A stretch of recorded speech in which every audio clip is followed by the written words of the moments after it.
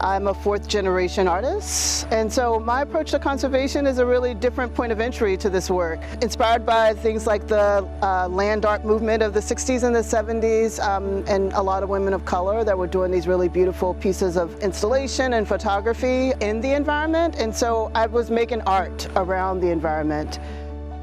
When I saw Ayanna's application come in for Bayou City Waterkeeper, I thought, this is our person in the conservation space. There are a lot of brilliant people, there are a lot of strategic people, but when you add that empathy piece, it makes it for a situation where you can trust this person to lead you to a better place. Science and policy are so important to conservation work.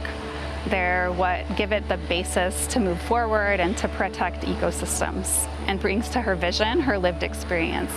She's a multi-generational artist, she's a Black woman, and she's a Houstonian, and all of that influences her work and her approach to the work. We often think that science and policy are foundational, and it's true, those really do matter to doing this work well. But I also think that we need vision and we need this willingness to fight.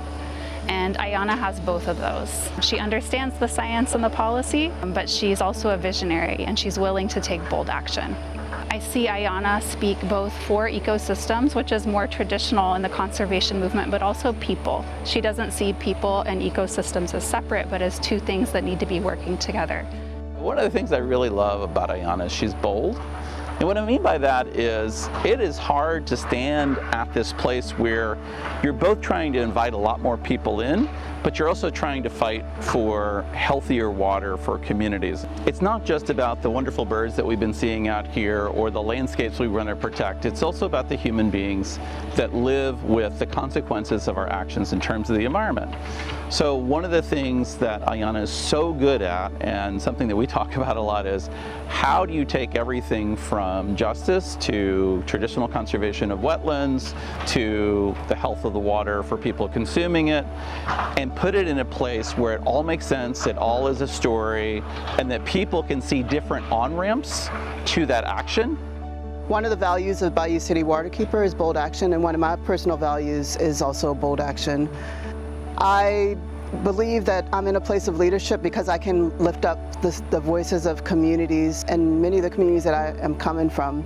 And so I think that that's my call, is to see this sort of like invisible labor, these histories that have been forgotten, and to weave in, build new frameworks for environmental protection that center creativity, that center environmental advocacy and policy shifts, that center organizing, that connect conservation with environmental justice.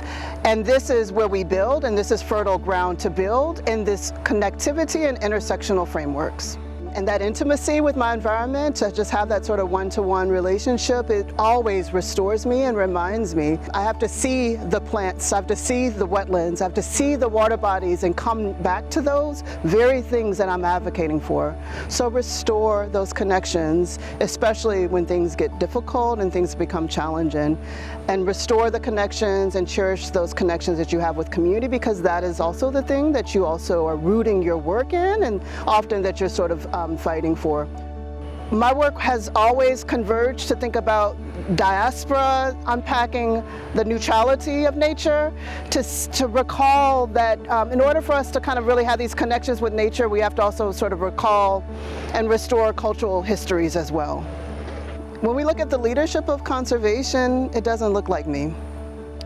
And so much of my work is reminding myself that, and my communities, that I belong in this work, and reminding communities that they belong in this work, and that the frameworks in which we think about environmental protections may not be enough. We can do multiple things at once. You will get so many battles and barriers to remind you of how you don't belong, but you actually belong in this space because of that. And think about the work of your ancestors and the generations before you, and how we're building upon that your work is part of a larger trajectory to protect our environment, and that it's simply sort of building upon that.